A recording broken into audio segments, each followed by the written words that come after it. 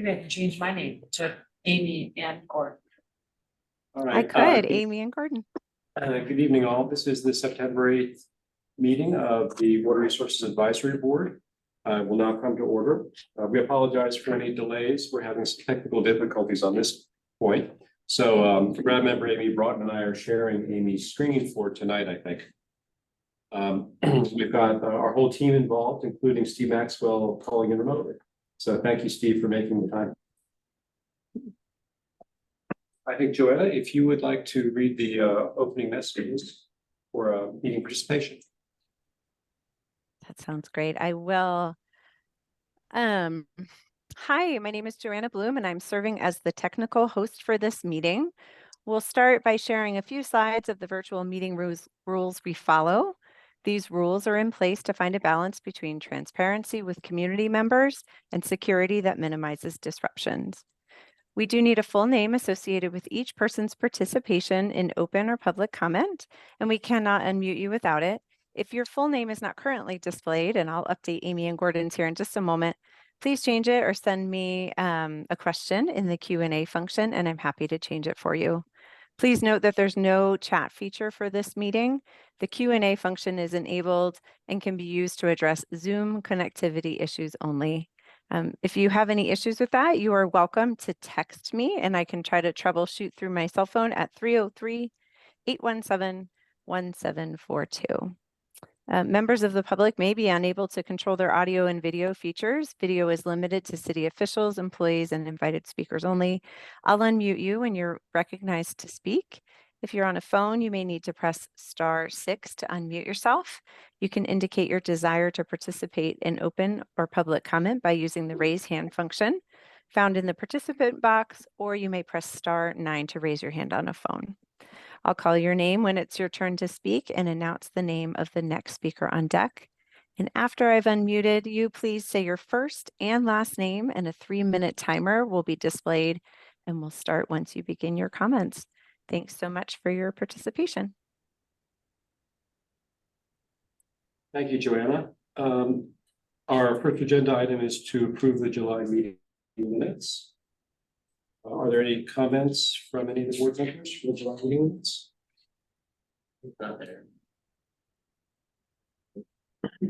And Steve, any comments from you for the July meeting minutes? No, nothing for me, thanks. Nor I. So is there a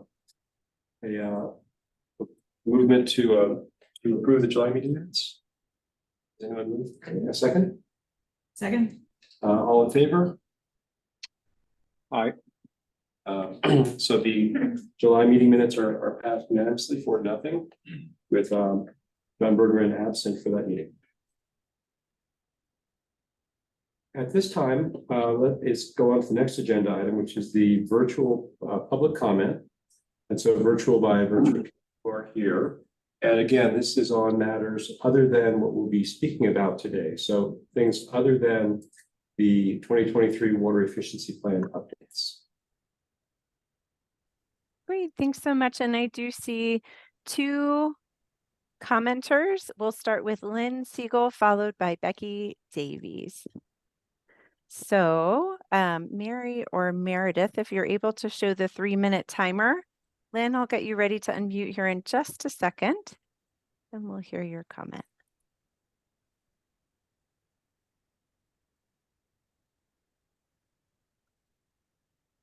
Yeah, well, this is a semi-arid environment. I know, I'm from Seattle, and it really is inappropriate to have the kind of massive wealth inequality, and that affects the diversity, equity, inclusion for things as basic as water. You know, you can live for maybe 2 weeks without water or less than that, you know, and this is not a water-filled place.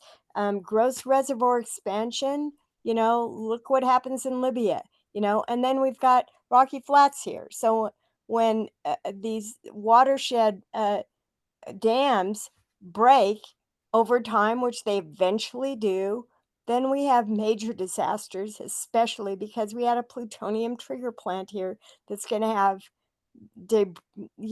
toxic materials from it distributed all over the place, like it already is at CEMEX and Lyons, etc. And tritium in the water supply. And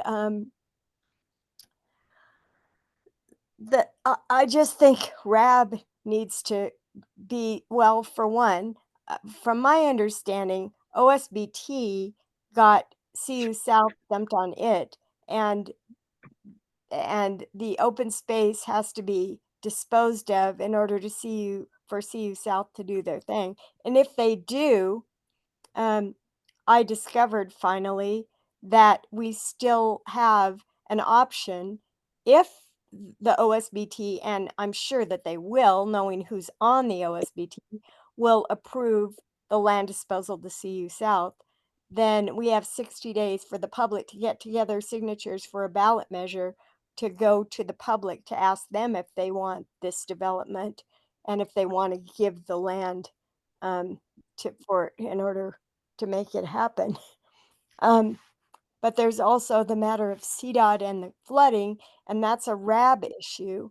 And so I don't really see why it's not equally in RAB's backyard to deal with this, as far as the repercussions of building, even though you're building up, you're redesigning the floodplain, which, as we understand now, after reconsidering the 2013 flood and the anniversary of it, that the alluvium doesn't care what blockage we put up. It's going to dig itself anew, the natural gradation and the natural, gravity that takes the water to where it wants to go. And it's like Gilbert White said, doesn't anyone listen to Gilbert White anymore? I know he's dead, but his legacy is tremendous for that. You don't build on floodplains. That's what kills people, what hurts people, what causes long-term expense too of all of this water. And it's hard for just me to pay my water bills, as Joanna well knows. Anyway, so thanks so much for listening. I hope you will. Thank you, Yeah. Lynn. Next on deck is Becky Davies. Becky, you should be able to speak now. All right, thank you so much. Hello, Water Resources Board members. My name is Becky Davies, and I'm a member of the city's Transportation Board. So I'm here tonight to introduce myself, say hello, and also just give you a heads up that I'll be sending you an email in the next day or two regarding a request that TAB is planning to send to the 2024 City Council, asking them to update our off-street parking codes. So we'll be asking them to add this as an item to their 2024 work plan. So just to reiterate, this would be the next council. So any continuing council members, as well as anyone newly elected in November. So those would be the folks receiving this request. And I won't go into the details of it, of the off-street parking code update that we're asking for, but I will provide that information, like I said, in an email to you in the next day or two. And the reason I'm coming to you and working with TAB to come to you on this issue is to ask for your endorsement of this request to council. We'd love to get the support of members of other boards and commissions to get this item on council's next work plan. And specifically, the reason we think this is relevant to water resources is how parking lots relate to stormwater management and groundwater recharge and polluted runoff. And of course, I'm no expert in water issues, so I'm sure you all know far more about that. But we do think that this is an issue that affects your work as well as ours, as well as topics of interest to other board members throughout the city. So yeah, again, I'll just send that email in the next day or two with the specifics of our request to council, and hope you will consider signing on to endorse. By endorsing, you just essentially are adding your name to the list of supporters. There's nothing more you would need to do than that. And then I'll follow up with you about a week later just to check in and see, how you're feeling, if you would be willing to make that endorsement of our request to council.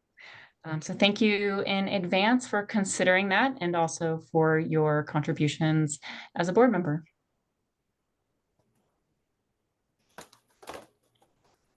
Thanks so much. And I don't see anybody else signed up for public comment, so you're free to.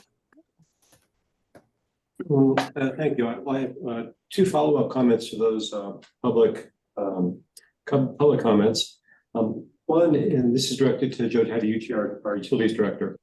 And I've heard that the next phase of the CU South design is coming to the Open Space Board of Trustees in October. Is that right? That is correct. And that I'd also become aware that there had been a request to have a joint OSBT and RAD meeting around that time. Could you speak to that? Or maybe if you want to defer it to matters from the staff, that'd be fine too. Yeah, I think there was a request from the open space board chair to have a joint meeting, which would be procedurally kind of an unusual thing because there's not really a role for the Water Resource Advisory Board on open space disposal. And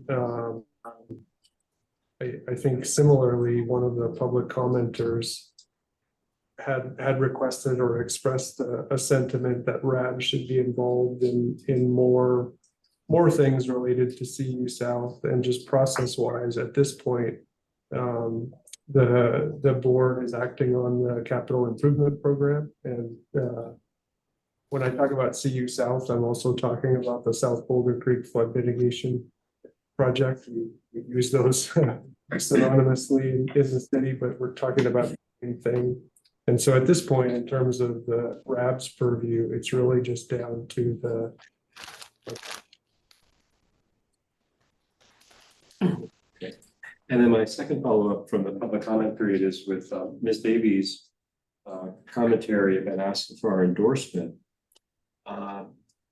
Could you speak to what we would be allowed, not allowed to do outside of an upcoming RAD meeting?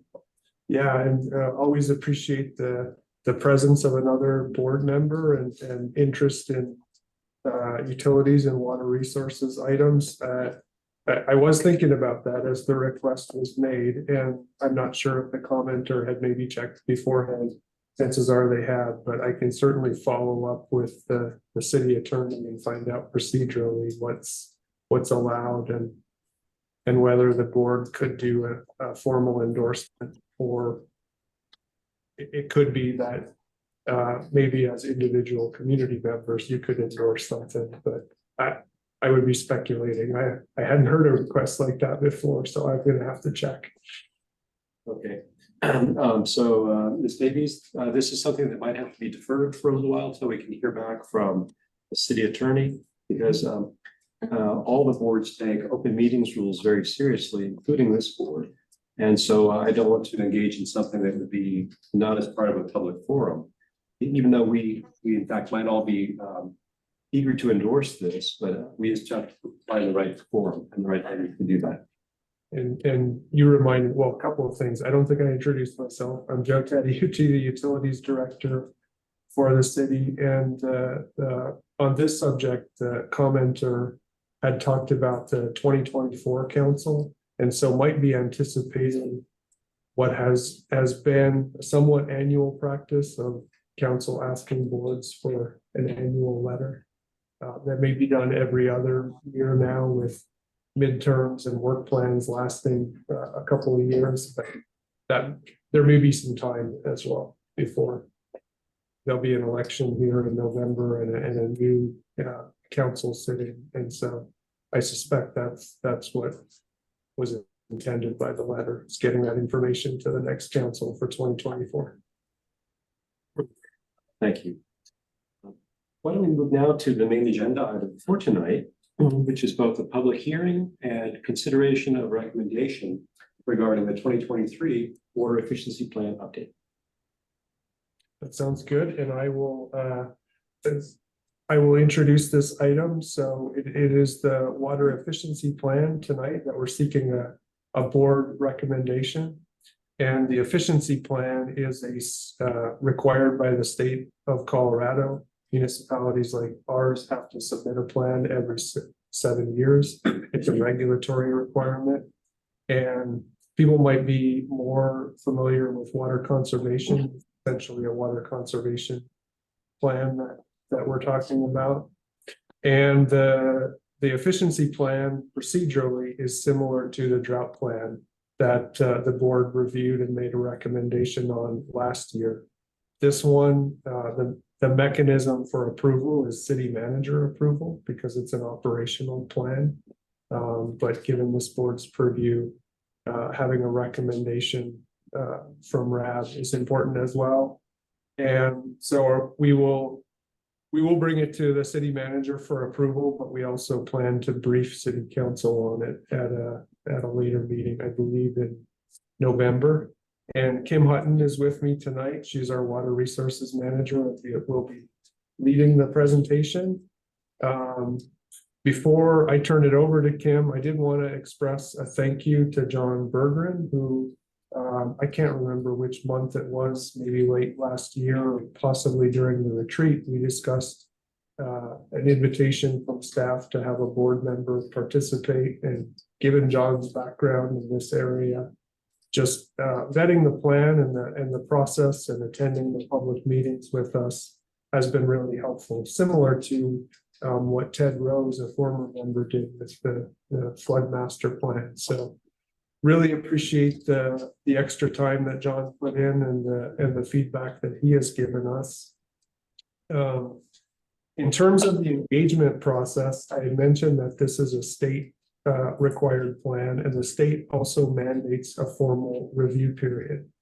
And so that is starting here. It's for 60 days. I do want to note, and I think Kim will cover this too, we've already done our own non-mandatory voluntary community engagement that you'll hear about in that presentation. Gotten lots of good feedback that is really, as you'll see, has shaped the plan. So that's how that works. And then when we talk about the upcoming agenda, if there's a feedback loop and we get a lot of public input after the board has taken action on it, that might change the makeup of the plan. We would return in October and have a meeting to revisit that with you, so that we kind of cover those bases. And then Gordon, if you'd like, I can kind of explain the run of show for a public hearing item, which we'll start with a staff presentation and then give the board the opportunity to ask any clarifying questions of us from the presentation or the memo. And then we would go to a public hearing and hear from any public that want to speak or express an opinion on the plan. And then it would come back to the board for deliberation action. And I did that from memory, so I'm pretty sure that came out already. So with that, Kim, I'll turn it over to you.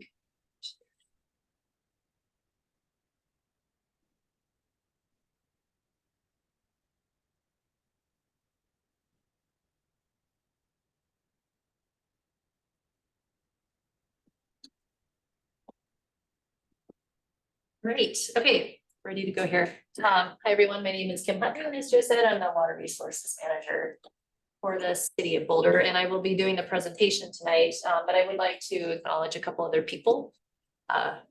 Robbie Glenn has been the project manager for this plan. He's brought the plan to this point, and he's out on paternity leave now.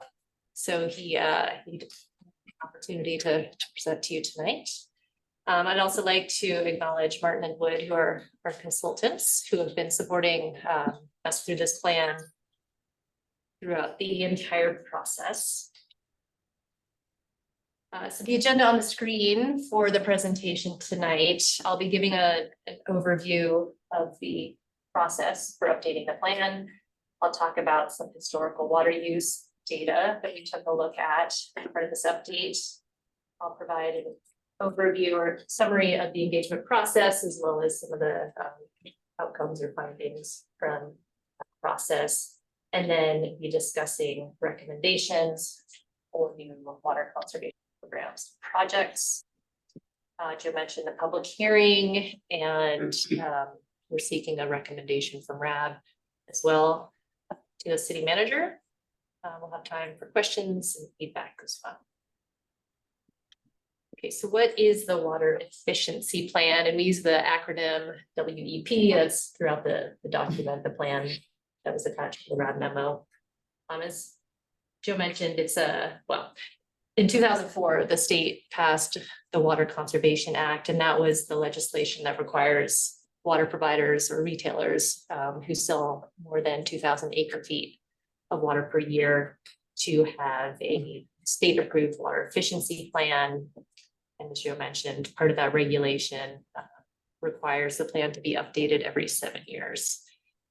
The governing body for this regulation is the Colorado Water Conservation Board, or the CWCB, and I'll refer to them throughout the presentation tonight. But we are following their guidelines for the plan, which includes both process and content. So the purpose of the efficiency plan is to provide guidance for implementing the city's water conservation program in a way that's compatible with the city's water supply system, the water conservation goals, the water resources management strategy, and as well our community values. And it provides us an opportunity to evaluate our water conservation program for the next 7 years. This table right here is an overview of the process, a timeline of the key components of the process that are following to update the efficiency plan. And I'll go into some of these areas in more detail later in the presentation, but just at a high level, early in the year, we completed technical analyses that updated water use data and water demand projections. We engaged in a multifaceted internal and community engagement process where we solicited feedback on components of the water conservation plan and program. And then we used feedback of that engagement process to help inform the recommendations that are in the plan. We're currently in the phase of finalizing the plan, and that includes here tonight getting your feedback and recommendation for approval, and then we will move on to the formal approval by the city manager and submittal and approval to the CWCB as well. So during the early phase of this project, we developed considerations that guided the development of the recommendations in the efficiency plan for the water conservation programs and initiatives. And those considerations include ensuring that the water supply system is resilient to stressors that affect system reliability, emphasizing the city's environmental stewardship in the face of Colorado's water challenges. We also wanted to reflect the feedback that we received during the engagement process in the efficiency plan. Before I go into the recommendations on the programs and the engagement process, I want to show some results from the technical analyses. I'm going to highlight 2 particular data sets because we developed water conservation goals around these. However, there are more analyses that are in the plan itself. So the first one we're looking at here is a graph that shows total treated water production at the 2 treatment plants. That data is in the blue bars and the left axis of the graph. The black line and red dots show our per capita water use. And per capita water use is how much water a single individual person uses on a daily basis. The per capita water use is important in our planning because we use it to calculate water use projections, and then that informs our water supply planning. Prior to 2002, so looking at the data on the graph, 2002 was the drought year when we imposed mandatory water restrictions. Prior to 2002, we were using around 190 gallons per capita a day. And then since then, our water use has decreased, and our per capita use for the last 5 years has averaged around 130. So one of our water conservation goals is to maintain or reduced that per capita water use number. Okay, the second set of data I want to talk about is non-revenue water. And that's defined as the difference between the amount of water produced at the treatment plants and the amount of water that is metered at the end user. So you can think of it as non-billed water. Just a side note, we generate hydropower in our water supply system. Some of that water only runs through the hydro plants and is discharged back to the creeks, and it is not taken into our municipal water system. The non-revenue water does not include that hydropower only. So it really is what is in the municipal system. So in the year 2000, we had a water conservation plan. It was called the Water Conservation Futures Study. And that defined a goal of having non-revenue water at 6%. Over the last 5 years, we've averaged around 10% for that value. So a second water conservation goal we have defined is to attain that non-revenue water of 6% by residential build out, which is roughly projected to happen around the year 2040.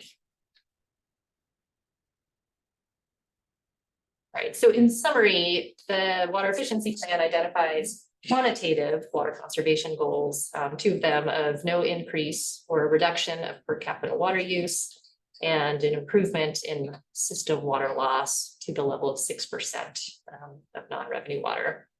And the efficiency plan recommends programs and initiatives to help achieve these goals. Okay, so move on to the engagement process. Quick summary of that. In April of 2023, we posted a public efficiency questionnaire on the city's Be Heard Boulder site. And that was related to what the community's interest was in water conservation programs.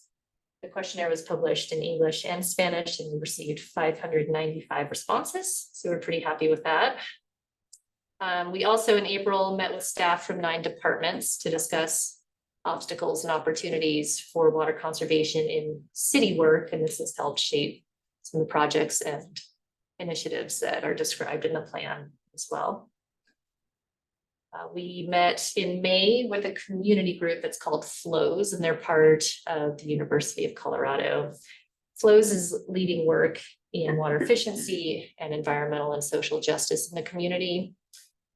So we had a great meeting talking with them about the work they're doing and opportunities to leverage their work in the community. And then finally, in terms of engagement, we conducted a workshop in June with select community members that represented a range of multifamily residential, HOA, and CII, or commercial, institutional, and industrial customers. We wanted to just hear what they were doing, what was important to them, and get feedback on some proposed for our existing water conservation program and some our proposed programs as well. And then Joe mentioned we worked with John as well throughout the process. So some of the themes we heard through the engagement process, overall, there was a lot of support by the community members, water customers, and city staff for increasing the water conservation programs that we provide. In addition, some of the resources the community would like to see include an appliance rebate program, and I'll talk a little bit more about that. Sector-specific educational materials and more resources on what it takes to plant and maintain water efficient landscapes, and we think that we could do that through demonstration gardens.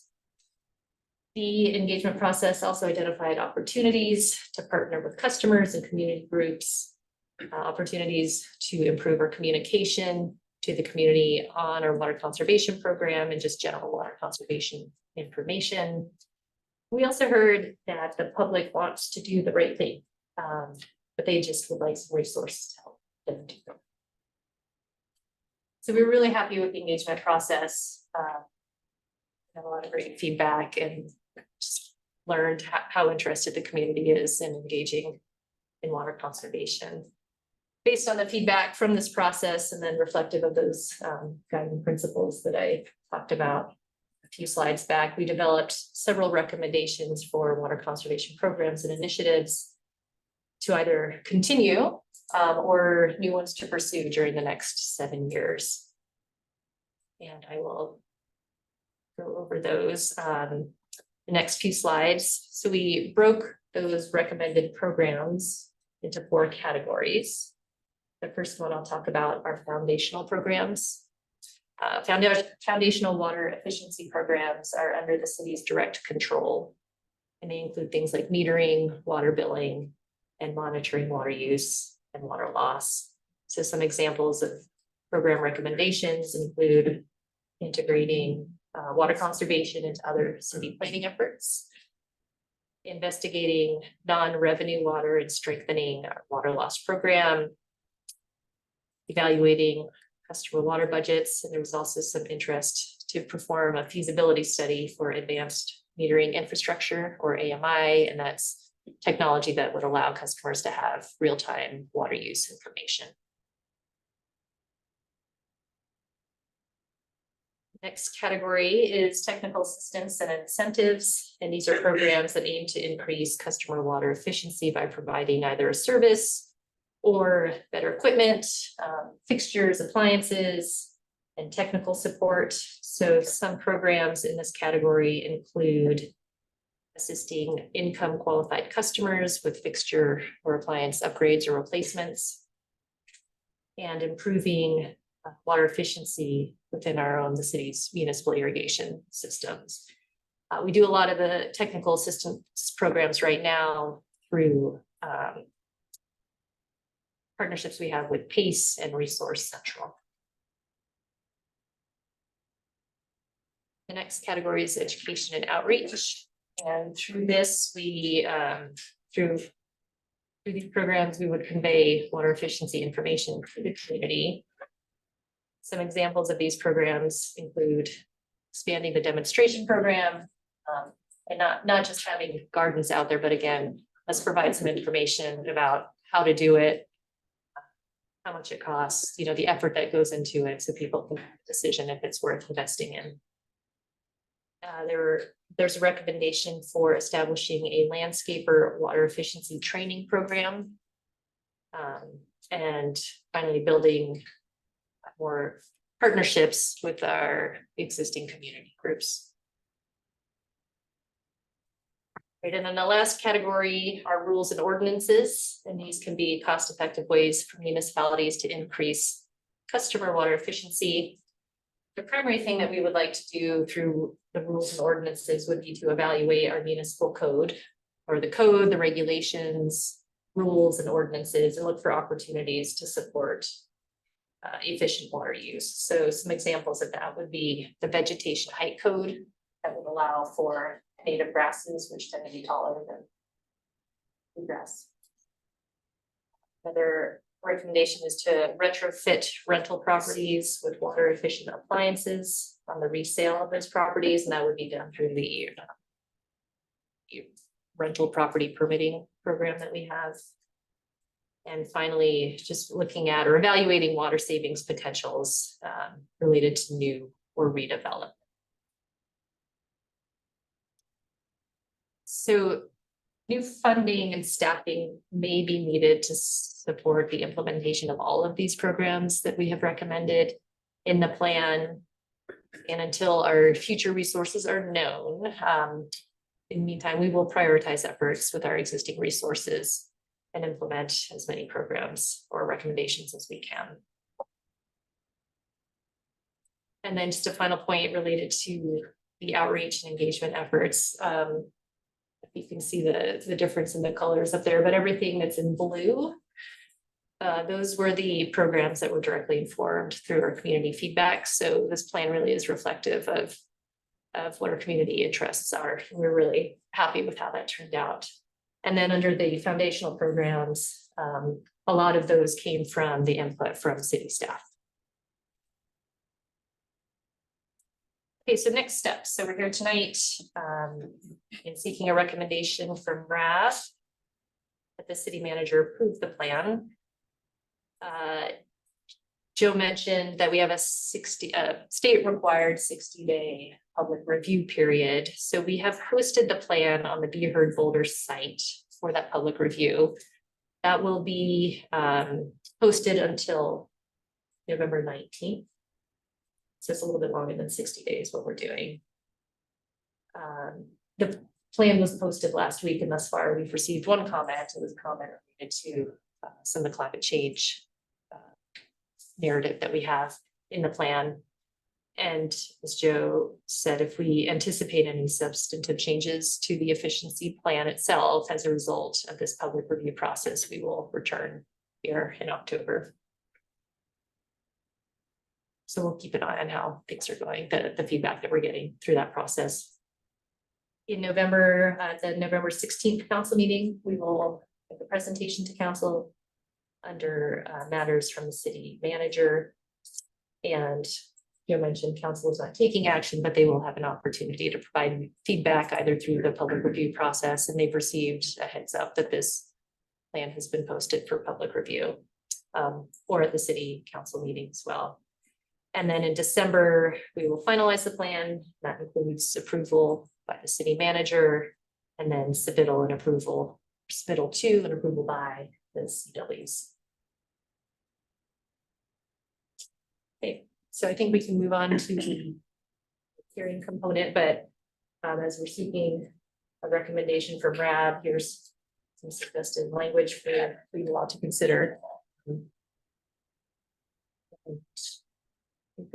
I'll stop sharing now and we can move on to public hearing. Not public Comments? hearing, but any clarifying questions or requests from the board? I have a question. When you talk about addressing non-revenue water, is your primary strategy replacement of old pipes? Is that? That is a strategy. I think an initial part of it is to really understand where the loss is happening. A big component of it could be meter calibration. So we're not physically losing water, but just we don't have good data. So understanding, doing an audit of our water lost and doing some meter calibrations to really see how good the data is that we're getting will help us direct where we might focus future efforts on reducing system loss. But if we are losing water, For losing water, so that'd be in the distribution system. So pipelining and replacement is a strategy.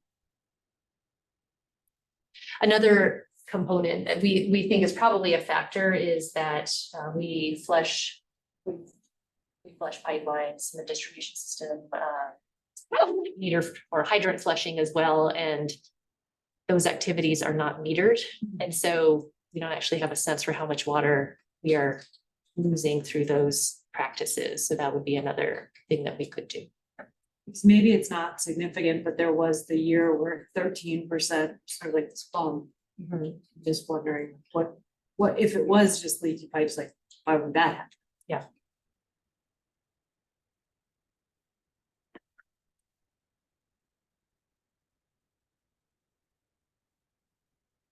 Other questions from the board members?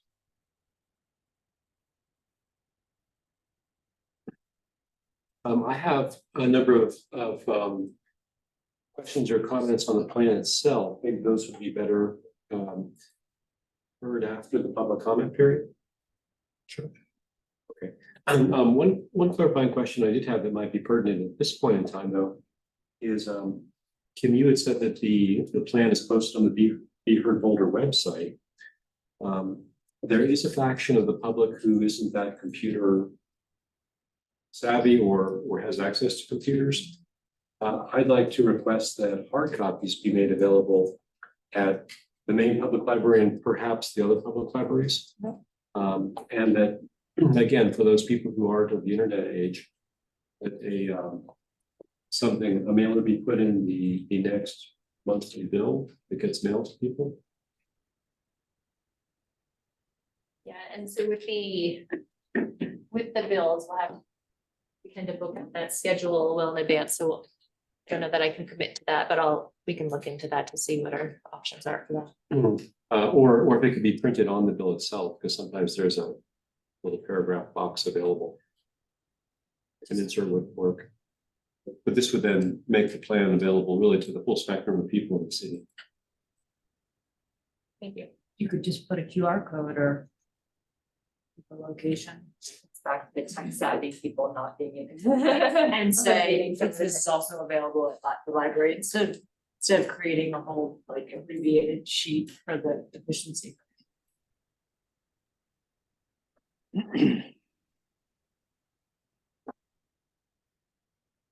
Gordon, I had a couple questions. Steve?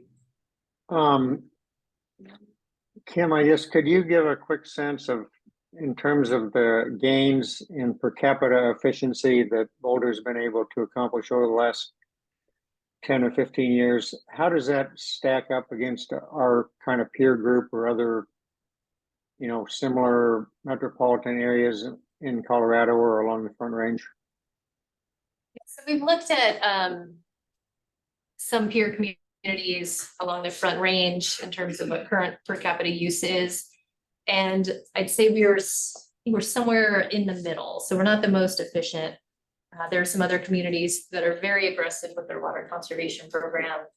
That's really driven by a very strong need, or they have a big gap between their supply and their demand and their growing and their projections. So those communities have higher, or I guess lower per capita use than we do, but there are some communities who have higher use than we do. And have we looked at those communities in any detail for the kind of lessons they might offer to us? We have been, these communities that have higher efficiency use than we do, we've been looking at some of the programs that they're implementing. A lot of it is on outdoor water use, is where they're striving to get Sure. more savings. And so they have provided models, I'd say, for outdoor water efficiency that we're considering.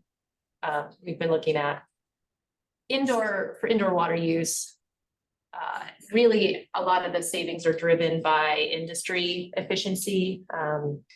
Appliances are just getting more efficient these days, and national and state regulations are, I think, driving the efficiencies in the indoor arena. Mm-hmm. If I can add to what Kim was saying, I'm aware of one of the cities kind of south of the metro area that has really aggressive conservation goals. And as Kim said, it's based on need and necessity and their supply situation. And so we all participated in a workshop earlier this year in Estes Park, talking about land use codes and things like that. And that's definitely something that is on our mind in Boulder, but in terms of the overall organization priorities and community priorities and just our supply situation, that there is so much pressure on our planning department for a number of things.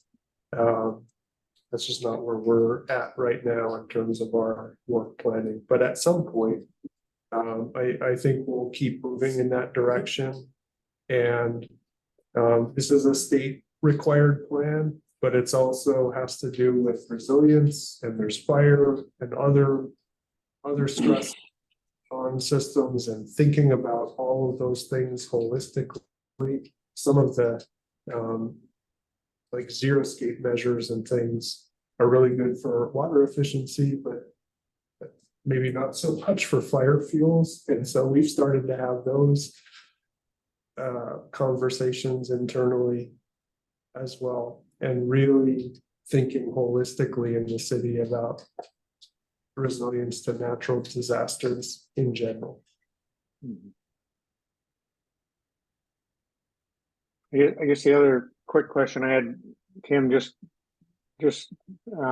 diving a little deeper in that non-revenue water question, are you guys confident that most of that is leakage? Or is there a concern that our home monitors and measuring equipment may be in need of a broad overhaul? Or is there any consensus as to where most of that figure is coming from? I don't know, at this point, I don't think we feel like we have strong enough information to really make a statement about that. So like I said, the first step is really trying to better understand our data and the quality of the data so that we can make that determination. And again, if I can add to that one, I can't remember what year it was, maybe 2 or 3 years ago, we did brief the board on our plan for metering. And so there are options that cities have for the technology used for water meters, and we didn't go to the most, we're not going to the most sophisticated level of metering. Again, other priorities in Boulder, but we're positioning ourselves for that if we need to. So in the future, so can certainly follow up offline and forward that information to the board, but we are working on the meter installations across the city. Okay, thanks. Any other questions from board members at this time? I guess we'll go to the public hearing portion. And I don't currently see anybody online for public comment. Please raise your hand if you are online and I'm just not seeing you. And I'll give it 2 seconds, but I think there is no public comment interest this evening. I guess I have one more question.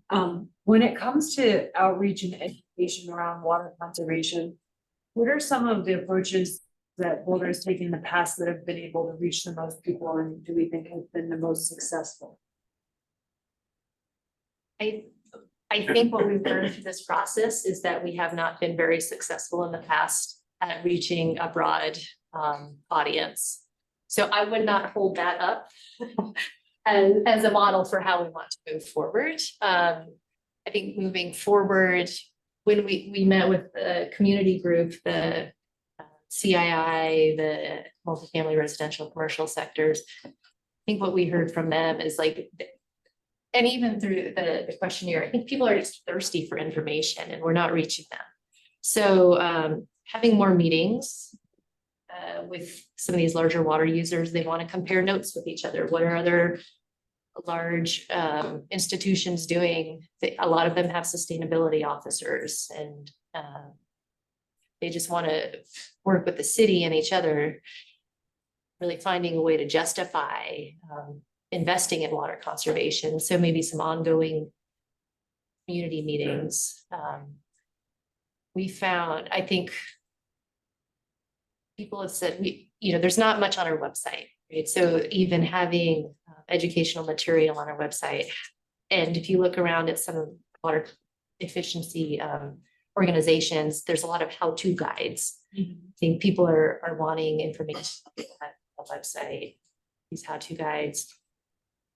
And again, perhaps if we do some demonstration gardens, people were interested in doing tours. So, let's take people out and show them what is possible. I think when my kids were in 4th or 5th grade, they came home with a sheet that was like, do you practice these water conservation things at home?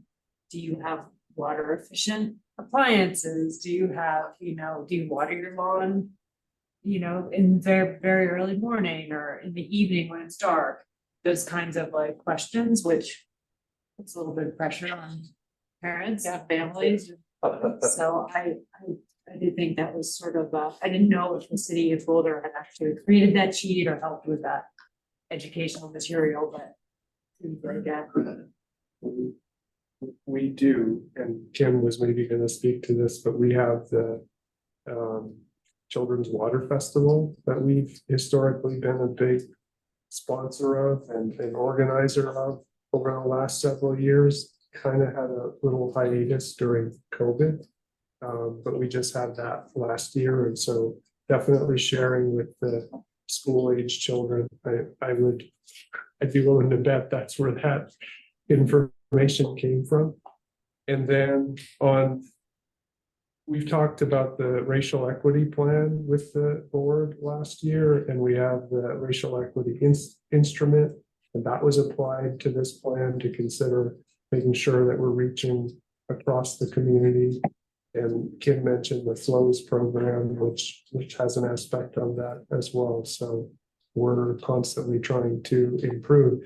And as Kim was presenting tonight, and I was hearing it, I was thinking, no discredit to 7 years ago and past staff. I remember the people doing this work, very enthusiastic about it, but more from within the organization. And a credit to Kim and her leadership and the team. She and I had a couple of passing conversations that this is a topic with Boulder's values. Even though we have an enviable water supply situation in Boulder, it's something that we really need to think about and not just check the box with public engagement, but really try to engage people. And I credit the team for having done that authentically. And that slide she showed at the end that showed the points of here are the recommendations in the plan, and to change color to show which ones were informed the community.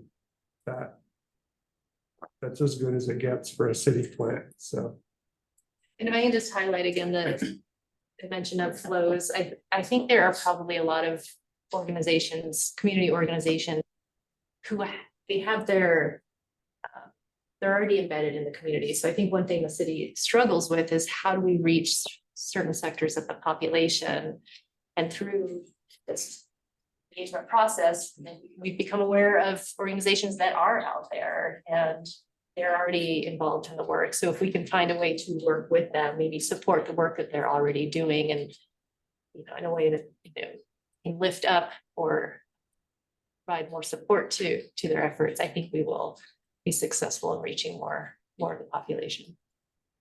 Thanks a question, David. So how much of the education portion is directed at residential, which we're talking about here, versus industrial, commercial?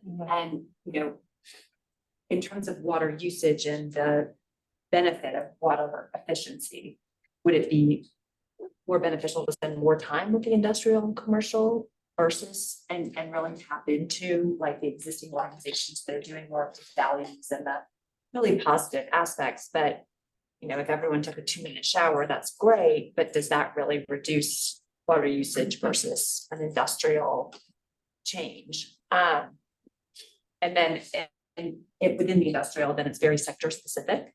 So maybe not a general education program for commercial, but you would really have to get it to subcommittees, more sector specific, how to do that water efficiency.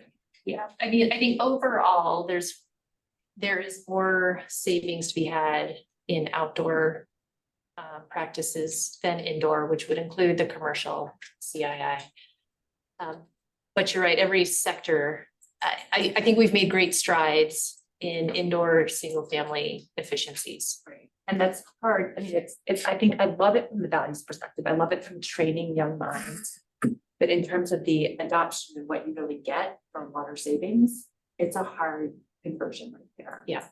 So I think it goes to feedback we're getting, like people want to do the right thing. And it may not have a huge effect, maybe their sector or the work that they're doing for overall water savings.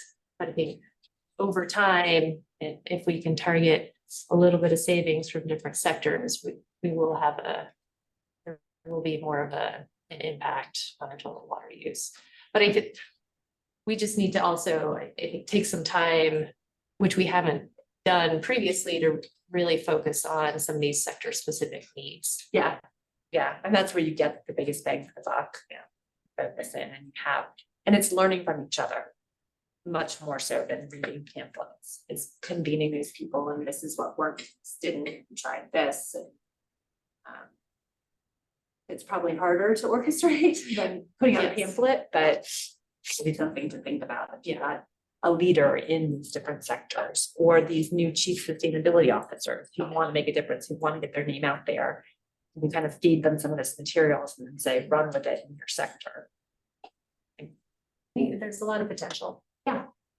And so the last engagement step, I think it was the last one on Kim's slide about the various things that we did. Was that one titled the community workshop? We met with a bunch of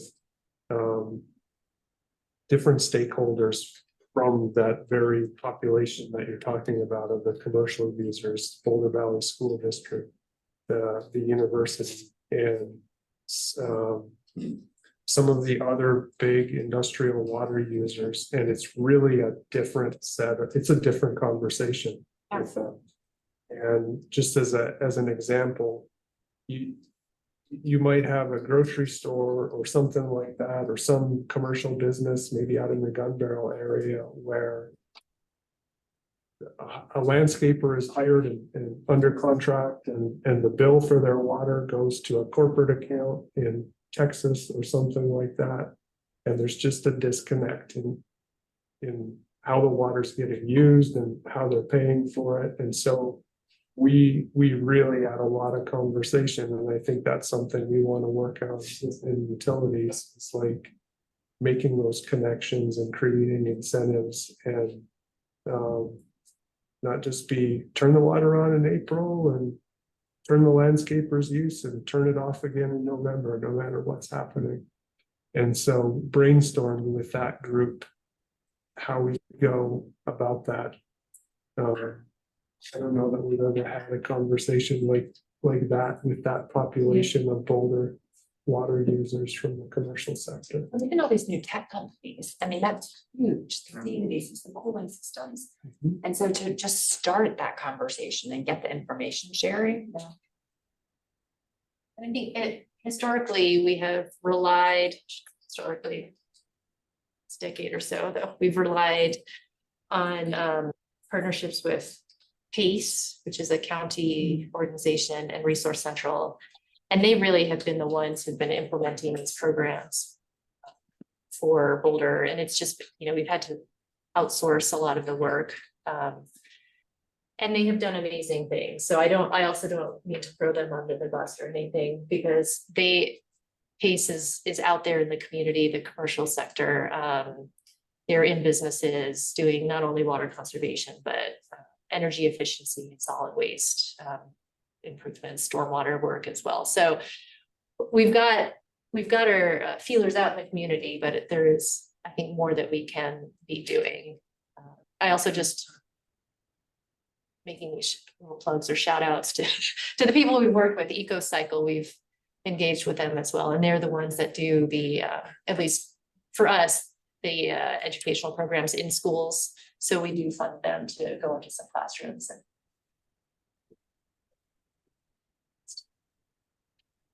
Well, I agree with Lauren about the value of in-person communications. It's much more active than creating a pamphlet. Doing pamphlets can be widely distributed, but pamphlets require then the receiver to actually read it and internalize it.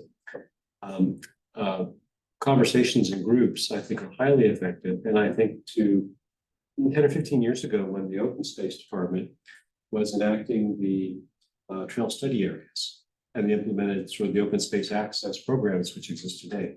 During that time, they had a large number of public meetings at rec centers, at what's now the Jewish Community Center, places like that, that were libraries, at the Flatirons Golf Course, just rooms where a lot of people could fit in.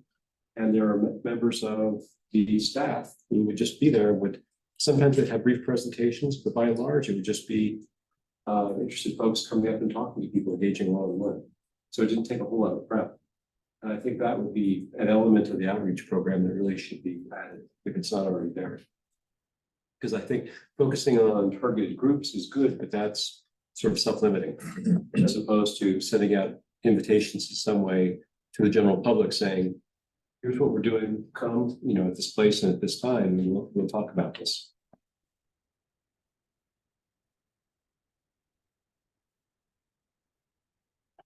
Let's do another check to see if there are any public comments for the public comment period. Joanna, could you give us an update on that? No new updates. Status quo. Why don't we move into board discussion, which may be a little bit more detailed. Any further comments or any thoughts on the plan if you've read it?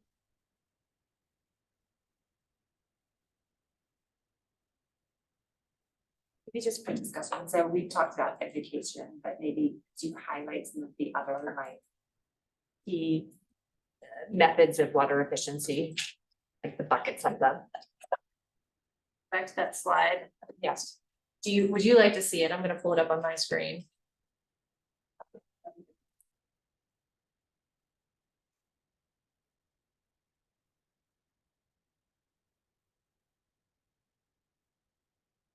Well, while Kim's doing that, one of the things that we've done, I think, starting in 2008 is we created a tiered rate structure. So it is. That was fantastic. It's built in to incentivize lower usage. There are 5 different blocks, and if you use block 1, which is the lowest amount, the rate is really low, and then it goes up sequentially to the 5th. And I think we were at the forefront of doing that, and we've learned a lot since then. So it's something we may want to revisit in the future. I think that mixed with getting the word out. I mean, I went through that. I got my water bill. And then I looked through and I was like, oh, if I can reduce it by this amount, then I'm paying so much lower rate. yes, yeah. And so if everyone went through that realization, then it's pretty simple. We probably overreached in terms of the complexity. Our billing staff that have to deal with it are not doing cartwheels about their day-to-day work. So that's something we want to revisit in the future. But and then a conversation that we've wrestled with in that regard with the board over the years is how low do you set that lowest amount, and not having a huge backlash from the public. So there's an art to some of that. I think something else to highlight would be just looking for opportunities to work with other city efforts, initiatives. Our climate initiatives team right now is doing something called the Cool Boulder campaign, where they're looking at essentially like promoting the use of trees, or how can we use vegetation and trees to help it's sort of an adaptation mitigation to climate change, but to have a cooling effect on the community, on the area, and water is needed for that. So it's not like we want people to stop watering, right? We just want to, and we target watering to higher priority uses. And so working with initiatives like that, good opportunity for that, partnering with our other departments who have irrigation practices. So the Parks Department, the Transportation Department, and looking for areas of efficiency improvement. Trying to think of some other things here to highlight. I mean, we talked about rules and ordinances. There probably are some opportunities to improve what we do with our rules and ordinances. We got some good feedback from the community group on that.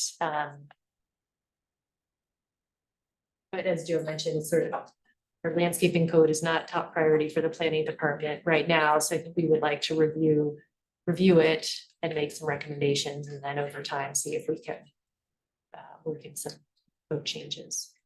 Why does it have to be the planning department? You guys are the ones who know what's going on.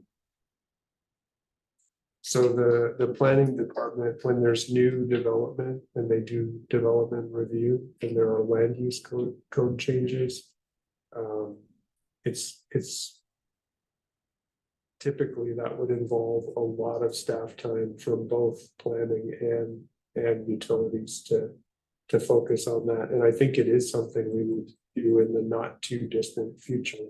It's on our radar for sure. Need to get there. Boulder is already pretty decent in that you don't typically see new developments with vast, just irrigated turf, but there are some places if you drive around that could use attention in the future. So I think we will keep moving in that direction. Would it also, this is just naivete, but would it also, as there's more construction going on, more, division of land into house versus like broad, then would that be working with someone for the ordinances for new property, new land structures, so that you don't get this influx of like people who now want irrigation for their new lawns, and it used to be farmland, but now it's, these residential properties and they want beautiful green lawns, or I don't know, but It's a great question, and I think fortunately we're positioned with a decent answer on that, because there really is not a lot of vast growth opportunity in Boulder. It's largely built out. So the way Boulder can grow is kind of through infill and density. And just naturally when that happens, there's not a lot of turf involved because you're using the space for living space. I was thinking more the urban sprawl. So as people are moving like further and further out, but maybe that's not within the Boulder. That's fortunately I used to be in Kim's role, and fortunately for us, we're really limited in that way that the city is surrounded by open space that has very specific use, and so there just aren't a ton of opportunities like that here. Other cities around the Front Range, that's not the case. I know when you go for a construction permit, the city, it can be very challenging, and there are many ways that you can sort of get points through your plans by having efficient lighting and efficient, windows, and so you sort of like incorporate all of these different aspects to your house or your building so that you can move more through the process, the permitting process. So similarly, I don't recall, but I assume there are low flow faucet points and, low water, energy saver, washing machines and so forth. And I think that's You don't something. work in the permitting office? It's not your side gig. Not the best person to talk to you about that one, but that is something that we want to have a better understanding of is, what is the permitting process, but then what are the opportunities within that to incentivize or, make some modifications to rules that would result in more efficient water use. Yeah. But it really is hard anymore, like we talk about the indoor appliances. I think you can get more efficient, but things that are on the market right now are fairly high efficiency. I think that's a big reason when Kim showed the graphic of the per capita use, just our community values, and people have kind of done it on their own. And we previously in our programs had like toilet rebates and things for people to switch to higher efficiency fixtures, and that's just happening naturally as part of this plan. And what we're talking about, we're starting to think about some of those programs again through an equity lens, and how we can maybe incentivize some of the resources for the people who may not have the funds to replace things on their own. I know you were talking about the AMI, and there are a lot of people within Boulder who have been putting solar panels on their homes and looking to more efficient ways of getting energy. But you can, were we talking about this? Yes. With Namaste? Yes. And how you can sort of time your feed of power into the system so that you can maximize based on the rates. So we have this tiered rate structure now, but I mean, in the future, it's conceivable that we could have a rate structure that is also time-based, so that if you're watering in the middle of the day, you're paying 10 times as much as you'd be paying if you were watering down 6 a.m. And if our billing staff were here, they would throw something at me.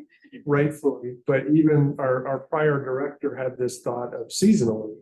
Like in the spring, when the snow is melting and our reservoirs are full and water's spilling, Right. like kind of use it all you want. But when we start to get into storage, then the water's more precious to us as a municipality. And so thinking about the rates Well, from that way. I mean, I guess we toured the wastewater treatment plant, and we can see that there's a lot of, there's a lot of excess capacity there because water use is going down, but thinking about like controlling for peaks and any sort of future investments. Yeah. To deal with max day demand. Earlier, you had mentioned the idea about changing the ordinances for outdoor water use, which would really be based on how big the outdoor landscaping can be. And I think one of the communities somewhere in the Cleveland, Denver metro area is Aurora, who's implemented very drastic new land use restrictions that are in their code for new development.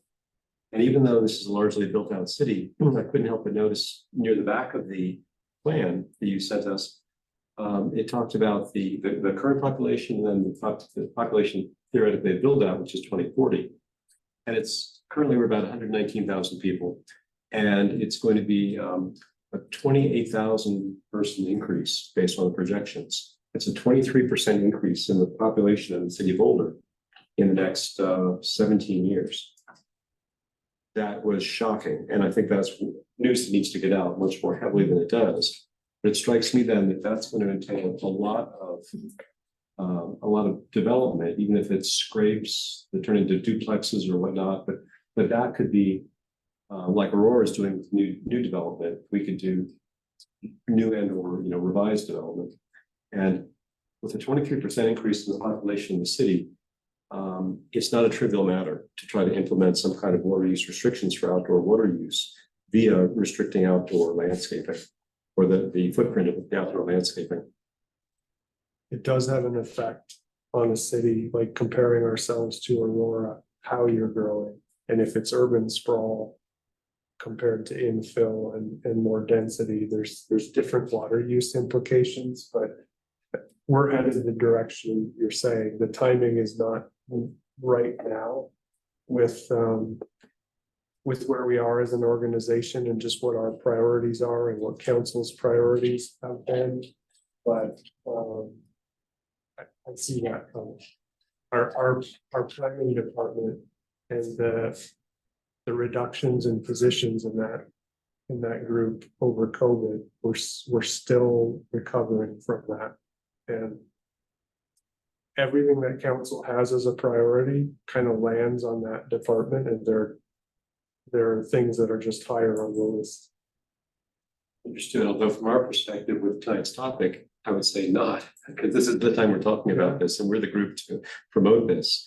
I mean, at the most simplest case, you could get Aurora's ordinance on that and just strike out the word Aurora and put in the word Boulder. I mean, it's not a mountain that you've got to climb here. I don't think I would agree with that. And like Chris Meschuk is our deputy city manager and has been involved in these discussions. And he's been at the city similar tenure to me and Kim, coming up on 20 years. And he spent most of that time in the planning department and sitting with us and knowing that this is important and also supporting that department. It's not that simple. Let me move on to another question. On page 10 of the plan, in section 2, there is discussion of, with regard to the municipal water use, which is most of the parks, the possibility of using groundwater systems. And there's a statement that I highlighted that to date, Boulder is still investing in legal, regulatory, and water quality considerations that would be required for a citywide gray water program. I'm curious, can I what the update is, and also suggest that it might be nice to add a couple of sentences to that paragraph to say what's been going on, because this leaves it pretty vague. Right? Even if to simply say there's been no action on this to date, that's okay. But might be informative. So I'm curious, has there been any action today? Yeah, I mean, we've been looking for opportunities to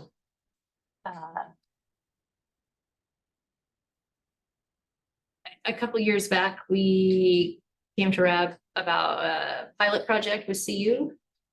And that has not progressed at all. So we don't have any information. That we were kind of hoping to get some information from that effort. We don't have anything new from that. So we are, I think, through this again, we're not saying gray water is not it's off the table. I think we're still trying to look for opportunities to explore it further and what benefits it would provide to the community from a water conservation perspective, as well as the effort it would take to implement, because there's a regulatory program that's needed to implement gray water systems in our community. So to really understand what is needed to support that regulatory program. Everything will have to go through the planning department. And that topic has come up, and I can appreciate it if us saying that out loud is frustrating, but it is a reality. And each department and the whole organization has a work plan. From my vantage point in utilities and vision and mission for this generation of staff, the condition of our infrastructure and investing in that is the most important thing that we need to focus on. And so there's a lot of enthusiasm around gray water systems, and there can be benefit to it, but I don't know that it's something we can prioritize right now in Boulder. And in fact, like Kim said, the pilot program that the university was involved in has kind of stalled out, and there just has not been a ton of demand from the community as well. So lifting up a new regulatory framework and having people review that, it's not winning right now in competition for our attention relative to other priorities. And the state is currently updating its regulation on gray water. That's gonna be in the next year or two, I think. And so there's some concern that if the state can build a new regulation, the city adopts something now, is it gonna be grandfathered in, or is it gonna be substantially different? So, but on that, I mean, I've talked to Kim and Robbie about this. With gray water, the big savings comes from new construction. You can put in significant gray water systems. But there's things you can do that save less water, but help with public engagement, like launching landscape systems. So the city of Golden did this, and I think that's something, it'd be a lift, but you could almost do a carbon copy, just replace Golden with Boulder for that. Doesn't save a lot of water, doesn't cost the city anything, just allows residents to install a ball valve or launcher machine, irrigate some landscape. So that's something I think that might be more doable than some of the other planning efforts. On the bottom of page 10 and page 11, I was really taken by the statement, it's a paragraph that spills over at the very end of section 2.1 about the whole climate change situation that we're facing, as well as potential curtailment of supplies, Colorado River water, or CBT water, because of the whole Colorado River drought situation. And I feel like the last sentence of that paragraph says, given these factors and the associated need to strengthen the city's water supply reliability, plans to advance its water efficiency performance and target water acquisition and development of new supplies, blah, blah, is key. And I think that could be a motivator to get the public interested. That we've got a good, perhaps a robust water supply now, but these are huge uncertainties, and hence the need for a water efficiency plan. So I just want to emphasize that really struck me. And if it's not an executive summary, something, that kind of tone or language should go up in there. That, you know, this isn't just another plan to sit on the shelf. There's really urgent current needs. Most people are well aware of the climate change uncertainties, but this whole curtailment with the Colorado River, potential curtailments, the Colorado River in the coming years is a new twist, and that combination really makes efficiency to preserve our supplies that much more important.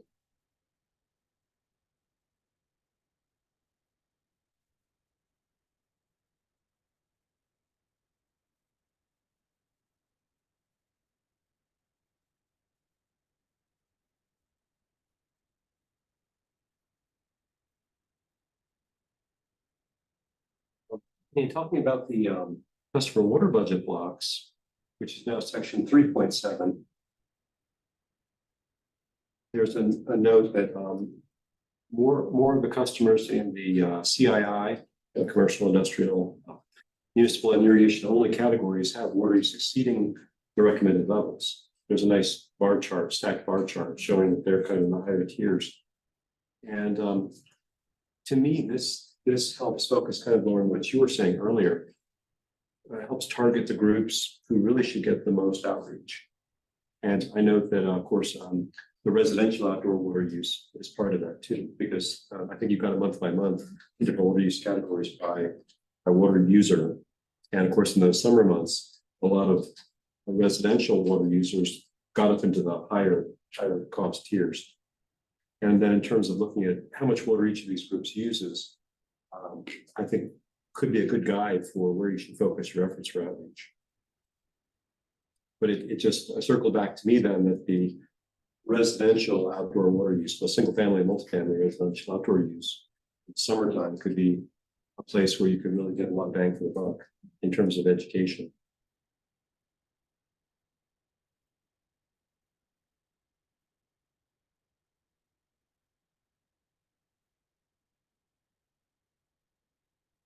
Dominic, comments on other? I mean, I was able to give Kim and Robbie a lot of my comments along the way, but I'll just reiterate something I've mentioned that.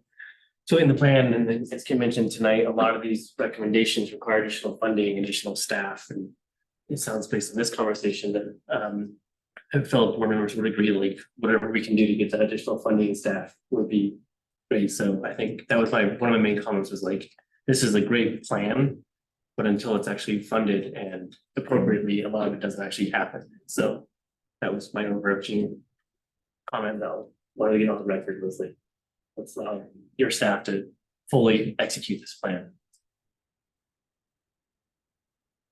Speak to the funding, so how much of this would be funded or how much is funding?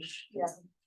And we did it, we made an estimate, I guess, of how much additional funding would be needed to fully implement it, and it is, you know, kind of a estimate in terms of cost, but I think a big component of it is just having the staff time to implement these programs, and we've talked a lot about, I mean, the heavy lift, I think, is going to be doing the outreach.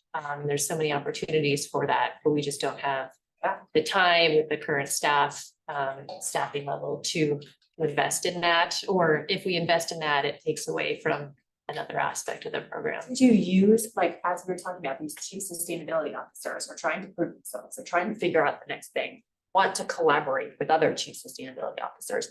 Could you use them as like satellite staff almost to like run these things and like collaborate with this group? And then And I think that we could look for models as just as we use PACE and Resource Central to do a lot of that work. You know, is there another organization that we can fund to who has the staff to do that? or even just incentivize through, this is what you could achieve savings for your company. You know, so if you align it to cost savings. Yeah. And make it a cost savings reason for the company, and that's what the CSO has to present to the CEO. We're doing these initiatives for potential cost savings of XYZ. So we really want to just dive into this and see what's possible. And then you're putting that onus on them. And, you know, that was a lot of the feedback we got from one of those workshops, from people in that position where they had said, we want to do this. but we don't have the cost justification to do so. And so their ask of us is, can you provide us with the information that would, the justification that we and then that's what they need to get the approval from the CEO to say, so.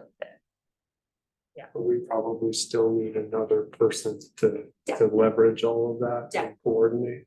We do have a And climate you would probably initiative. need one person for the commercial, one person for, you know, it wouldn't be one person. I had a comment also then on the schedule. This is in section 8.1 of the plan. There's a simple table by year of various programs to implement. And two of them I would encourage you to look to speed up the beginning of implementation. One of them is called Program 1.3, Evaluate Customer Water Budgets. And this part, the scheduled chart says that won't even begin until 2026. Likewise, Program 2.2, Improve Water Efficiency of Municipal Irrigation, again, doesn't even begin until 2026. And here we are, 2023. So those are both outdoor water use type of programs. And I think certainly the municipal ones, even though municipal water use isn't a huge percentage of total water use, it's about 4%. Most of it is outdoor water use. And I think that plus the residential water use, the water budgeting, which is the customer water budgets in task 1.3 could yield great savings. And I would encourage staff to try to find ways to move those up in implementation schedule. Yeah, I don't think those are standalone efforts. We've been talking about water budgets a little bit. I think there's some work that we need to do in advance.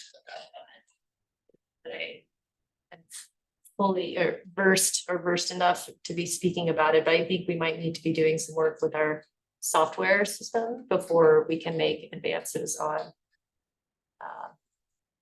the water conservation end of things. Yeah, Joe, I if there's can, anything you can elaborate on. Kim's on the right track. I'll mention it under matters, but we have a new financial manager started just today in utilities. We have some major upgrades that we need to do to our utility billing system. And so we're anxious to get to that sooner if we can as well. But there are some things that have to happen first than just getting new people up to speed. We have two financial positions in utilities, and until today, they've both been vacant for a couple of months. So we're kind of starting from scratch and people need to get up to speed. But that is definitely something that is, just from my vantage point, seeing the overall department, it's a priority and would like to get there as soon as we can.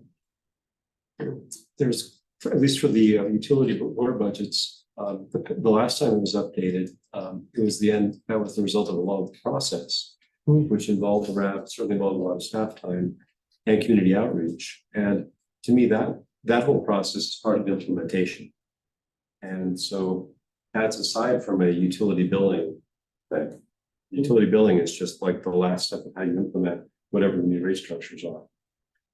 So I would encourage the discussions pertaining to customer water budgets be moved up in time to the extent possible. Same page. Okay, well, maybe on the next version, we'll see it, the 2025 box, maybe? Yeah, well, and honestly, I mean, this is somewhat of a reflection of the available resources. We don't think just the way the process works for getting additional staffing, it won't happen in 2024. It may not happen in 2025. So a lot of the primary reason we had a lot of these programs implemented starting in 2026 is we thought that might be the time when we do have additional staffing resources to support the implementation of these programs. So if we move something into 2025, we'd have to move another program out just based on our current staffing level. I think that there might be ways to get some of these things implemented quicker. I think back to the success of the community group that was part of the comprehensive flood and stormwater master plan. And even though they might have been just a feedback group, I sensed from Ted Rose's involvement, he was a former chair when he was on it a couple of years ago, that they actually did quite a bit of heavy lifting. And he helped sort of formulate how things changed. And so that's not really staff time, except someone like yourself or your designee being involved. Or it could be as little as that. So I think there are other ways to get to the endpoint that aren't staff heavy. Yeah, I mean, like I said, we're kind of operating on a half to a 3/4 time FTE right now, so we don't have a lot, and it certainly will just involve juggling and prioritizing. I appreciate the feedback. We've heard you on that point specifically, Gordon, and appreciate that. And I am always thinking about ways that we can be judicious with engagement process, but not have a plan take 2 years that really could be done in one. For certain things, there's process steps that we need to account for, and it just takes time, but I'm interested in moving more and more in that direction. Utilities is a huge department. Kim has one part of it in our work plan, and what we're trying to accomplish and what's competing for our attention every year is an intense balancing act.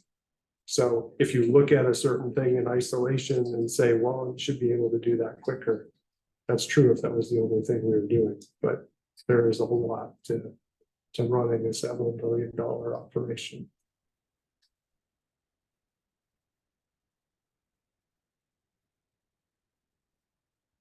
Are there any other questions or comments?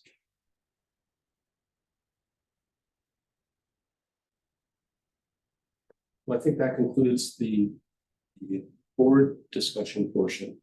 I think now we would be at the stage of whether we want to recommend approval of this or not. And can it be possible for you to bring up that slide that had the language for the draft recommendation?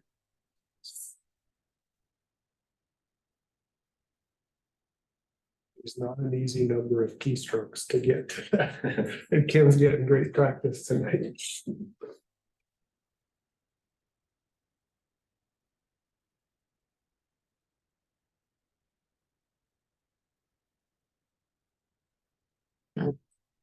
I guess I have a question about what you mean of water efficiency plan. It's substantially the same form as attachment A, which is what we're seeing tonight. What's your thought on what you mean by substantially the same? So we often do that for a plan like this that I think they're very similar with the flood master plan, where there could be public process afterwards and something could come in, or we might discover some minor change that we need to make. And I think our commitment to the board is if there's something substantive, we would come back and check in with you. If it's just kind of minor changes that can happen in process, we would keep it moving. So that the substantially same form sort of captures that. If there's minor, really inconsequential changes. I don't know that we want to convene a board meeting to come back, and we'll just keep it moving through the process. Is anything that you heard tonight significant enough to represent a substantial change? Or do you foresee any changes whatsoever when you heard from the board tonight? Maybe. No, I don't see anything that would be substantive, but you talked about maybe emphasizing some other information in the executive session. In executive summary. I mentioned the comment we received about how we characterized climate change and how we're considering that. We think we want to make some modifications to that language, but it wouldn't effectively change anything or any of the recommendations that are in the document. I think really what might be substantive would be something that would modify the recommendation section, honestly. The rest of it is just kind of informational. So, but at this point, I'm not seeing anything that would result in substantive changes. Before we decide whether we want to agree with the language here or any modification of language, any feedback on this particular recommended motion?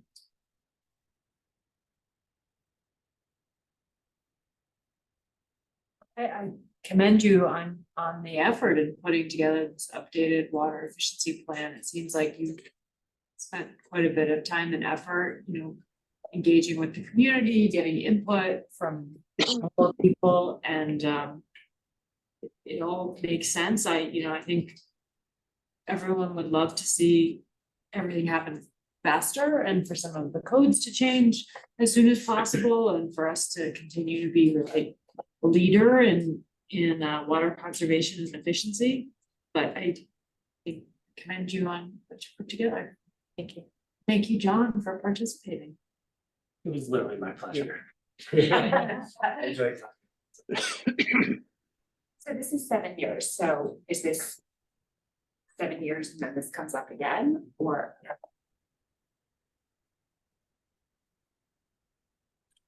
Steve Maxwell, any thoughts or comments on? the From my recommendation? perspective, I'm comfortable with the language in the recommendation.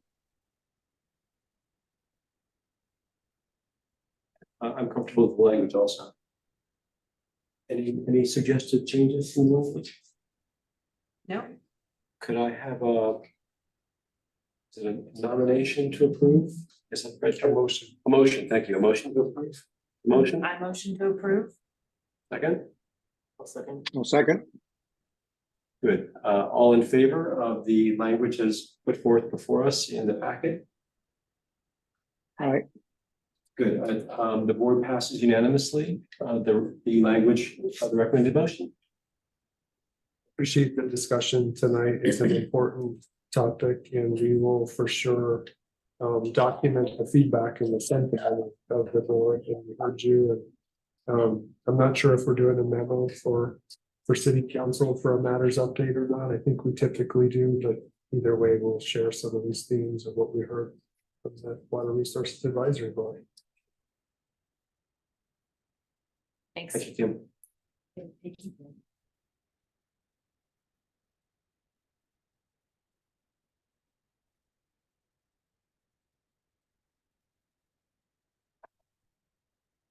Next would be on our agenda for tonight is matters from the board. Are there any matters board members would like to bring up? I just have one thing. I was at a stormwater conference last week and I learned while I was there that there's going to be a water resources related Boulder bookstore book reading or book signing by Peter Blick, who started the Pacific Institute. So I think that's coming up in October. So for people who are interested. That's here in Boulder. In Boulder, yeah. And which bookstore? At the Boulder bookstore, there'll also be a reading or a book signing at the Tattered Cover in Denver. is that? What day was that, Amy? I just tried to look and I couldn't find it, so. But I heard it was October.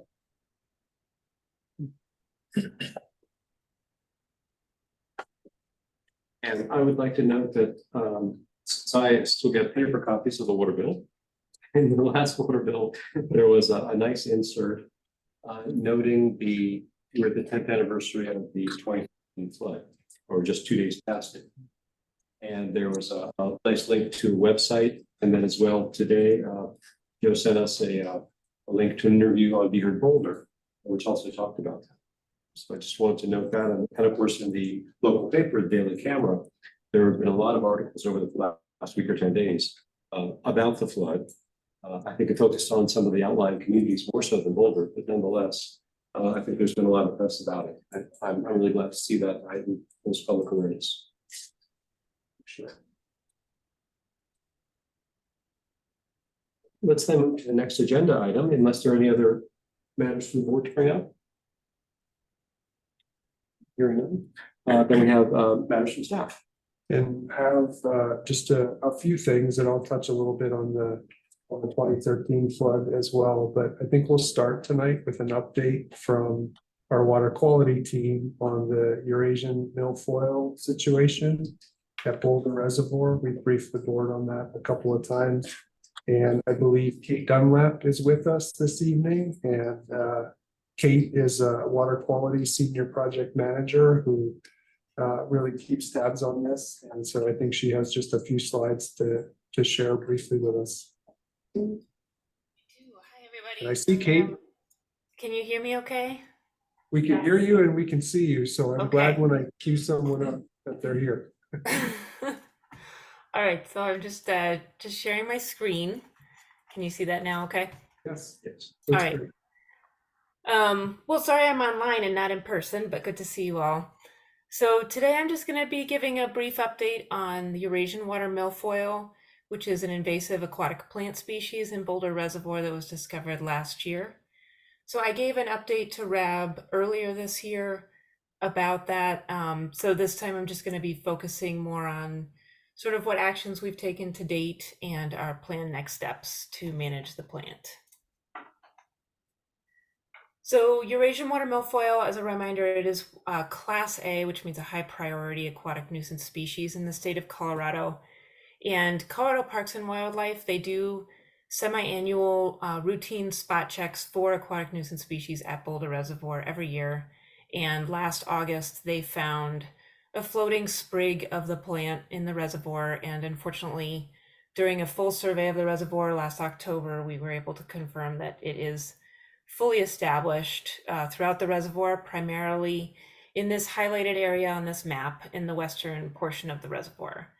At the time, and I'm glad to say that still as of last month, the drinking water intake and the outlet structure are still plant-free, and not just Eurasian water milfoil free, but there's no plants at all, likely due to the depth or maybe soil characteristics in that area.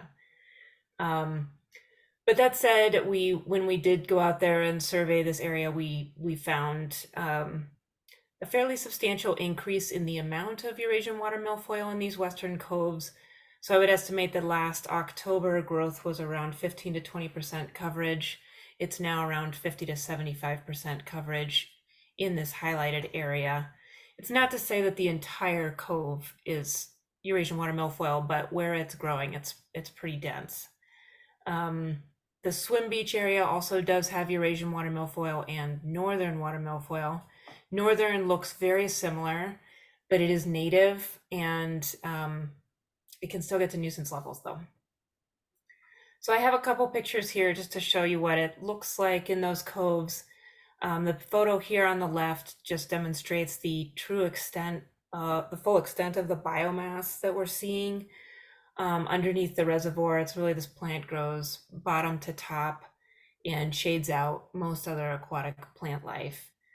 There's also a few of these floating mats where the photo on the right is showing where they're actually reproducing mats, and the plant will shoot up a flower that reproduces about 2 to 3 inches above the water surface. And so we have about 3 or 4 of these areas of these mats in those coves. To date, we've made quite a few, we've taken quite a few steps, particularly Parks and Rec, to try to limit the spread of the plant. Unfortunately, this plant, it is located throughout Colorado and also Boulder County. And once it gets established, it's really not possible to eradicate it.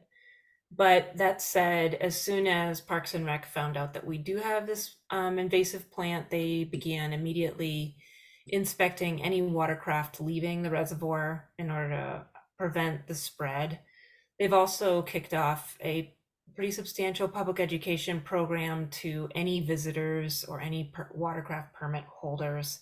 There are signs located all over the reservoir that look like this picture up here on the upper left, just to inform the public about the presence of this plant and hopefully not spread it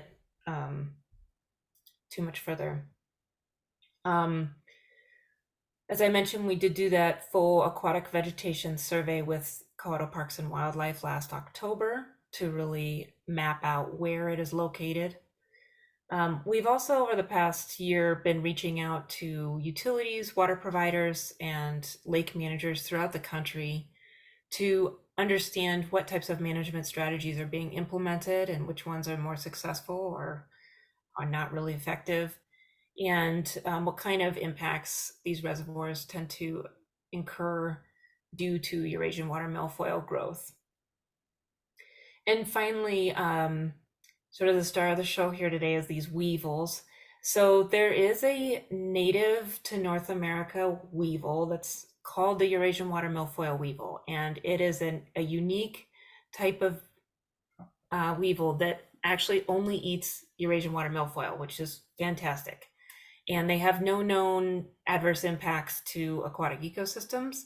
They're about the size of a poppy seed, so they're very difficult to find the adults. But the good news is we went out there with the city of Westminster, which uses this weevil to manage Eurasian water milfoil in Stanley Lake, which is their primary water supply.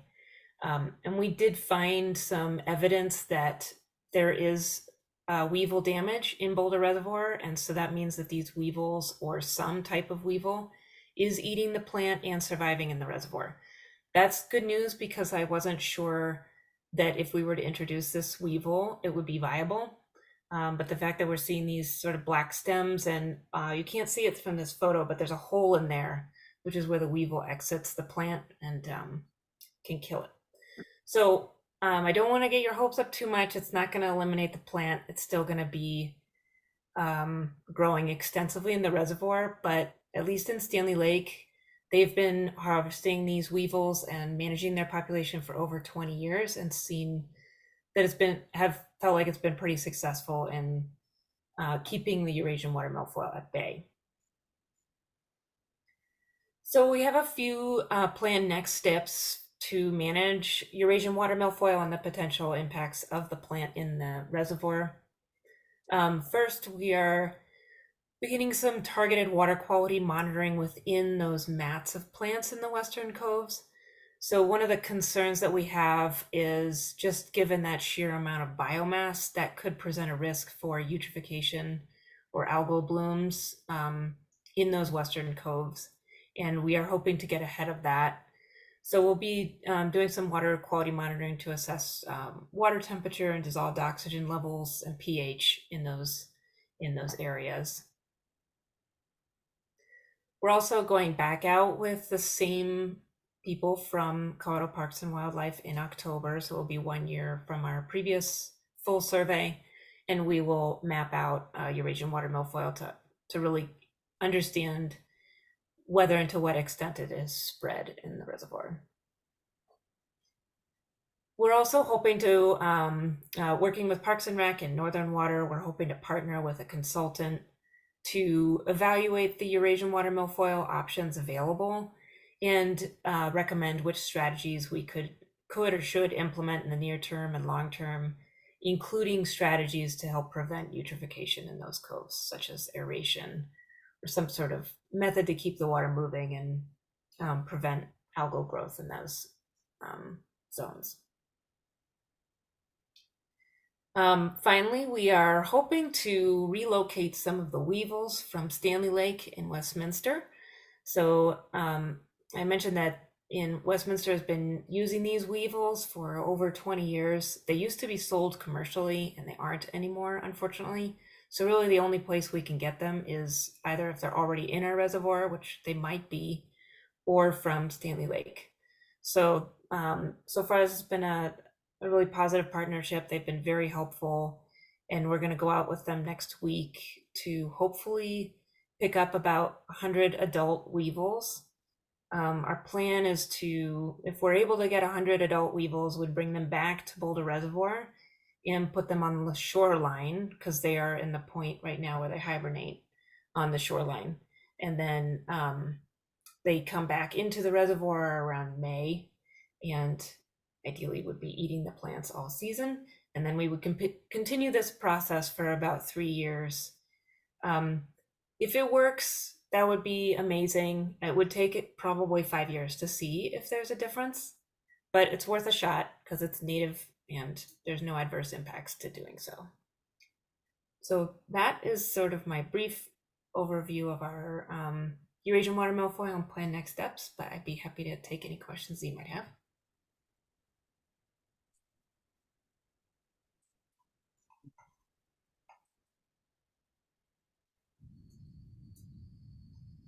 Questions from board members? Feels a little weird to root for the Weevil, but thank you for the update. And we do run through these presentations together as a team, but not the matters update so much. So I wasn't expecting a Weevil with a hat and a suitcase, but I Ready to go. thought that was a great. Traveling touch. Weevil. I thought that was a These great. beetles are really cute. That was a great touch, and I know sometimes in discussions with the board during retreats, there can be questions of, are we having an impact?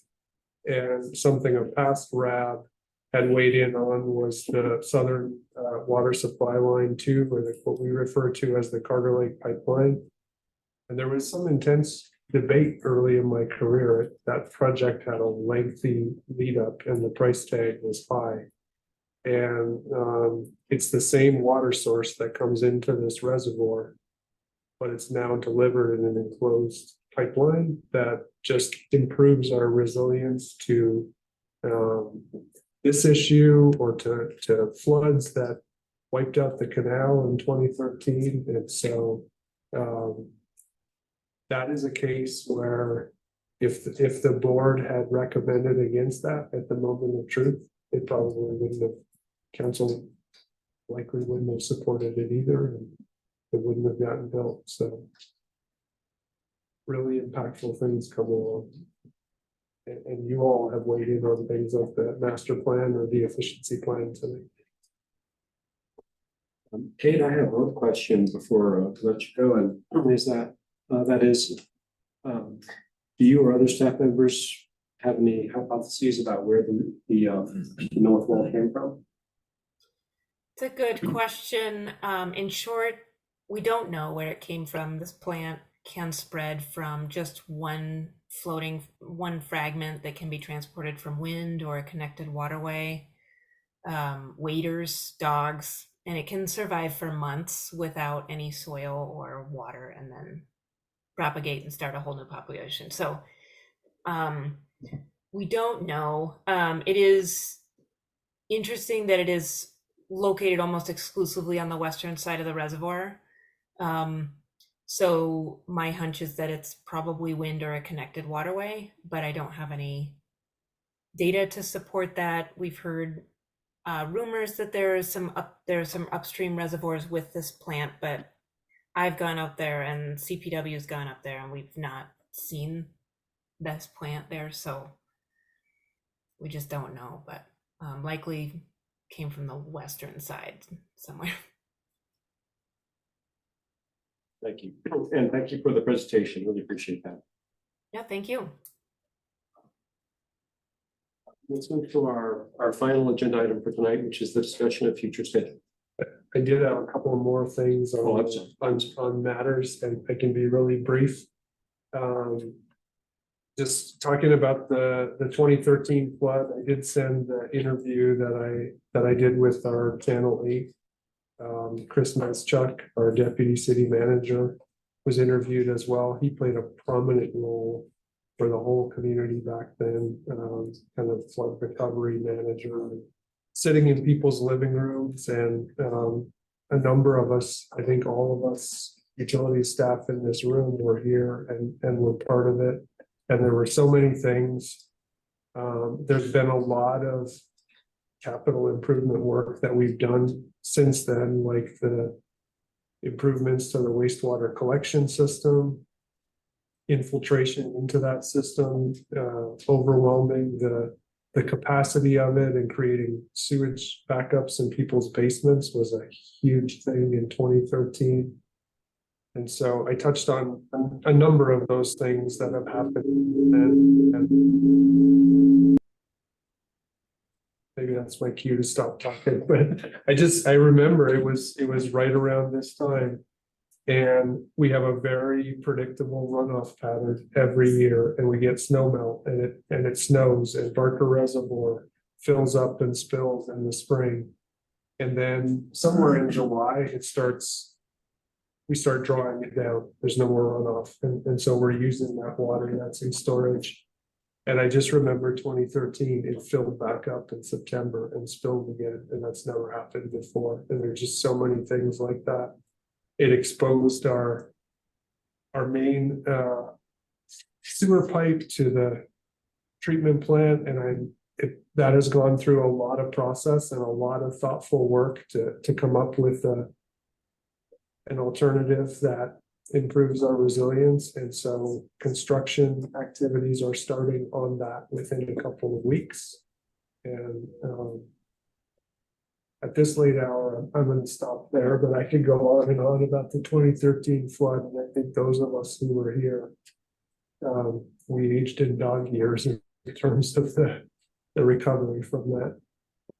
So then just a couple of quick staffing updates. Earlier this year, I mentioned we had a couple of vacancies on our management team, and our utilities maintenance manager and our finance manager lead position had both moved on to other opportunities. I may have mentioned previously that we did a hire internally for the maintenance manager position. That's Brian Ortiz, has been with the organization for a long time, has a lot of institutional knowledge, and was previously in the assistant manager position. So it was a natural fit for him to move into the manager role. And then Graham Clark, who was our finance lead, moved on. And he's presented to the board through the budget process, and we just had a new employee start today. Her name is Stephanie Crane. So next year's budget process, the board will see a new face. And she comes from outside the organization and had a role in consulting, advising municipal clients on things like rate structures and cost recovery. And so just had a really strong resume, and we're happy to have her aboard. So with that, if you'd like, I can move to the next agenda item, which is the upcoming agenda. Yes. And so I have slated for October of 2023, if needed, that we would schedule a meeting and return with the water efficiency plan. There's been quite a bit of public process on it already, so I'm not expecting that, but you never know. And then starting to talk to the board about an annual retreat. And we will have a new council after the election. And so this year they may want a letter from the board. So I'm going to check with the city clerk's office and city manager's office to see what the thinking is. And that may inform when it makes sense to have a retreat. But previously we've done that and set aside 2 or 3 hours in a weeknight evening, and we've used Heidi Brinkman. And so for those who have been as a facilitator, for those who have been with the board previously, if you're okay with a similar approach this year, we can just start working on that and planning it. 2 questions then based on upcoming agenda, Joe. October water efficiency plan update if needed. How would that be communicated to us? And if it turns out that there are no substantial changes, then there'd be no meeting. Very likely would not be a business meeting and possibly a retreat, but I think with the election being in November, it might be too early for a retreat. So we likely just wouldn't have a meeting. So we'll try to communicate that in advance, at least about the time the packet comes out, and reflect that to the public as well. So it sounds like there's a pretty good chance that there would be, our next meeting would be December, and it would be not a formal meeting like this, but it would be a retreat. Yep, November or December, yeah. And I think if I remember right, last year's retreat was in this room and it was actually on Zoom. That's correct. Yeah. Whereas prior meetings had not been televised, so to speak. What's the thinking this year? I think it would be similar. The reason it was on Zoom is just what we learned from the pandemic, and that's kind of the new standard. Because all of the board members are convening together in the open meetings rules, it is a noticed public meeting. And so Zoom is just a part of that now.